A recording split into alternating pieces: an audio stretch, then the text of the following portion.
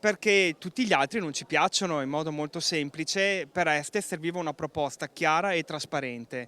Questa chiarezza e trasparenza mancano in tutte le altre proposte politiche. Carlo Zaramella, 38 anni, ex consigliere comunale di minoranza fuoriuscito dalla Lega Nord e fondatore della sezione tosiana di Este. Si candida a sindaco con la lista civica Este Sicura. Ecco i punti fondamentali della sua campagna elettorale. Riduzione dei costi della macchina amministrativa, perché una macchina è bella se il motore funziona. Abbiamo in programma la riorganizzazione amministrativa del comune, che attualmente ha 5 figure dirigenziali e 20 capi ufficio.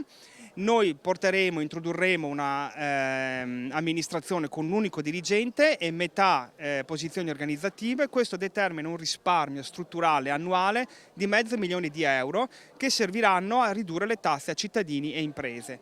Secondo aspetto, la riduzione e l'uscita del comune di Este dal consorzio Padova Sud. Zaramella punta a rilanciare la cultura e il turismo con eventi e manifestazioni, senza dimenticare il tema della sicurezza. Un minuto dopo saranno introdotti 8 punti nelle graduatorie delle case popolari a favore di chi da più tempo vive nella nostra città, e si procederà immediatamente alla riorganizzazione della macchina amministrativa del comune e alla predisposizione di nuovi regolamenti per quanto riguarda i servizi sociali, in modo che sia ristabilita equità nei confronti dei nostri cittadini.